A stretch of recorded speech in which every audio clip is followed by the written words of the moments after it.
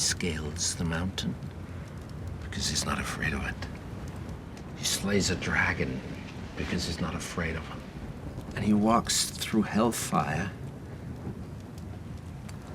because Brunhilde's worth it.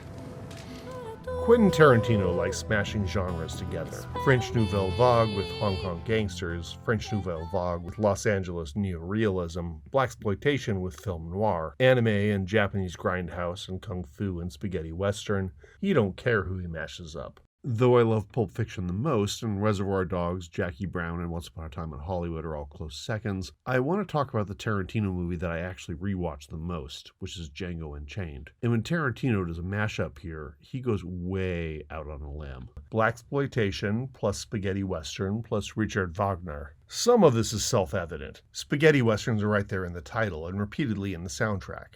His name was King. He had a horse.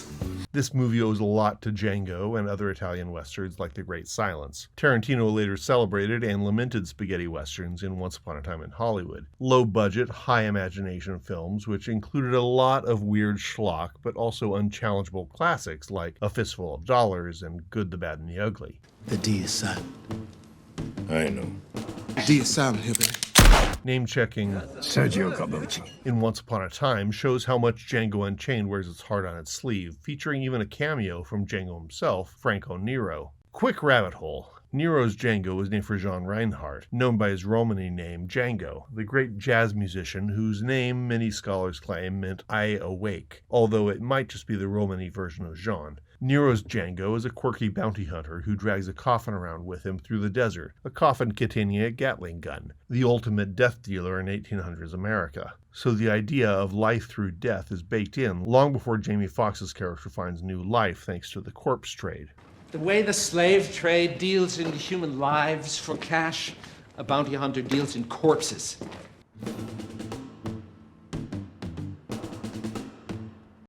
Blaxploitation was a proud genre which also included classics and schlock. Coffee, The First Shaft, and Superfly were all great. There's art house films like Sweet Sweetback's Badass Song and Ganja and Hess, or even silly flicks like Blackula or Cleopatra Jones and the Casino of Gold. What ties them all together is the idea of making a film that challenges the idea of what a black person can or can't do in the cinema. And even in 2012, there were questions. People lost their minds in 2023 seeing The Little Mermaid as a black girl, and she's half fish for crying out loud. I mean, somehow having a black female agent inherit Bond's 007 number is taken as an act of political aggression by a lot of people. I'll talk about that in another video. Tarantino's big inspiration here, besides Shaft, whose ancestor Django is implied to be, is the Dino De Laurentiis Richard Fletcher movie Mandingo from 1974, about a slave forced into hand-to-hand combat. There's a lot of debate about if gladiator fights as Tarantino portrays them in this film ever existed. Evidence is sketchy, yet there's a lot less worry about if stuntman Mike and his death-proof murder car could be real, or assassin squads with cool snake names could be real. Is it possible? Sure. Is it credible? Maybe. Does that matter? Not really.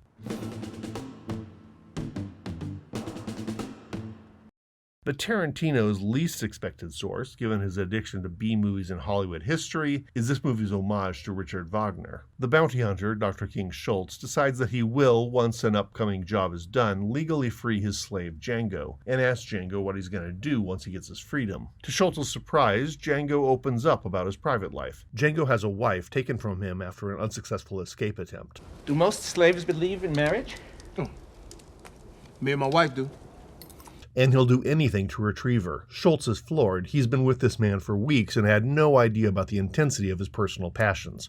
Well, sort of. He definitely knows Django is passionate. There's a fantastic shot near the beginning of Cristoph Waltz as he purchases Django and offers him the chance to take the clothes and horse of his enslavers. Django tosses off his rags, and you can see Schultz's eyes. What have I unleashed? Later, there are many instances of Django letting his passion go into dangerous territory. I like the way you die, boy. Yeah, on that occasion you were a tad overzealous, but normally that's a good thing. He's already shown that he has a flair for the theatrical, which he shares with Dr. Schultz. You mean you want to dress like that? But once Schultz convinces Django to pose as a black slaver to infiltrate the plantation where his wife is locked up, Django lets it all hang out. He is theatrical, he is cruel, and he is ready to crack heads. Flash that bad look at me again, I'll give you a reason not to like me. Now move, nigga! Now, getting back to the source material, Schultz gives a very personal speech about why he's willing to put his life on the line to reunite Django and his wife Hildy. Schultz sees Django as a reincarnation of the great German hero Siegfried. Plus, when a German meets a real-life Siegfried, that's kind of a big deal. Which is a little ironic since Siegfried's actually a Norse hero, but the operas of Richard Wagner have pretty much eclipsed their Norse sources outside of Marvel Comics. I do have a Norwegian friend who says the one remaining bit of mythology in his country is that when storms come, people in Norway will say that Thor has paid a visit. Wagner's Ring Cycle is massive. It's 4 of the most important operas ever written. It's the source material for Lord of the Rings. One ring to rule them all. Dragons sitting on piles of gold. Covetous dwarf-like being, etc. Wagner inspired one of Bugs Bunny's best cartoons, and Robert Duvall loving the smell of napalm in the morning. I love the smell of napalm in the morning. Thus, Wagner inspired opposing symbols of the need to keep children well educated while simultaneously throwing postmodernism at them, and the cluelessness of aggressive Western interventions into complex Asian conflicts. Tarantino, by bringing up Wagner, is opening a massive can of worms. But Django pretty much fits the mythic mold. Like Siegfried, he's a parentless waif raised by a cruel father figure who fears him. Boys got sand. I got no use for with sand. He has a forbidden love that requires Django to perform insane feats to reach a fiery mountain. The rescue of Django's love includes a lot of subterfuge, though considerably less than in Wagner's Götterdämmerung. Hey, little troublemaker.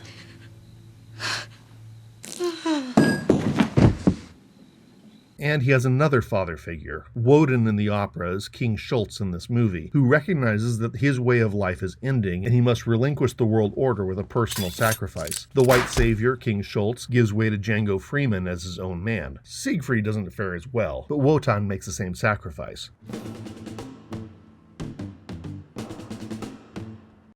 Typical Tarantino, he is riffing on these ideas, not creating a one-to-one adaptation. I'd argue that Siegfried doesn't really grow that much in the operas. He stays valiant and is buffeted by the machinations of his enemies. And maybe Django doesn't either, though I'd resist that. He is certainly a hero at the beginning, ready to throw off his chains and his rags to get on the horse and ride. They ain't never seen no horse before. By the end of the film, though, he's stolen a wardrobe from Leonardo DiCaprio and is doing dressage tricks on that horse. It's not so much that he's grown, but that he's cast off layer after layer of things that hamper who he's always been. So that's a lot about Django Freeman as a character. I do have a couple additional things I'd like to mention because they make me love this movie even more.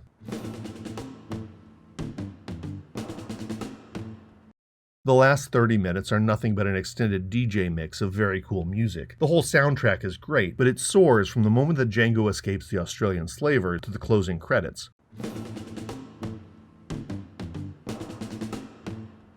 Secondly, the movie's obsessed with the legality of murder. On the one hand, Schultz argues that Django is justified in killing a man named Schmitty Bacall in front of Bacall's son because the man is chosen to be a murderer for profit, and paperwork says that's okay. The only thing separating Schultz and Django from Schmitty Bacall is legality, in the form of a warrant. On the other hand, Schultz encourages Django to shoot Don Johnson's Big Daddy as Big Daddy is escaping from a failed murder attempt. Big Daddy's getting away. Okay.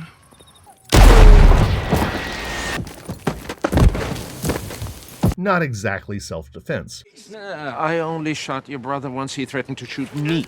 And I do believe I have 5 witnesses who can attest to that fact. And then Schultz simply gets fed up with Calvin Candy, whom he has witnessed commit at least 2 murders in cold blood, and Schultz murders Candy for demanding a handshake. In Wagnerian terms, this is Wotan giving up the old order and resigning himself to the burning down of Valhalla. In Tarantino terms, it's the shredding of ethical arguments. There is good and evil, legality can go to the devil. It's like a bloodier version of the Green Mile or Hang 'em High. The Wanted Dead or Alive poster we grew up with as a cute souvenir from Knott's Berry Farm was a real thing, and this film grapples with that constantly and intensely. It's a concept that Tarantino went back to in Once Upon a Time in Hollywood. Dr. Schultz's entrance scene examines at what point is he legally allowed to kill one of Django's owners. Man, did you simply get carried away with your dramatic gesture, or are you pointing your weapon at me with lethal intention?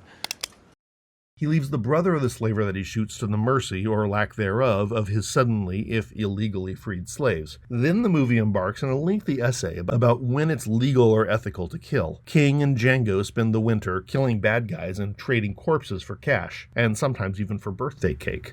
Had a birthday yesterday, got some cake. Pretty good. The big question posed by the film is, does legality make murder acceptable? If so, then it's fine for the Mandingo traders to force enslaved men to kill each other. That's legal. But the killing spree Django launches on at the end has nothing to do with legality. It's a direct refutation of legality. The hillbillies he slaughters are defenseless, mostly. Candy's sister and Walter Grogan's, too. Bye, Miss Laura. And Samuel L. Jackson's Stephen is an unarmed old man, shot in the knees and then left inside an exploding building.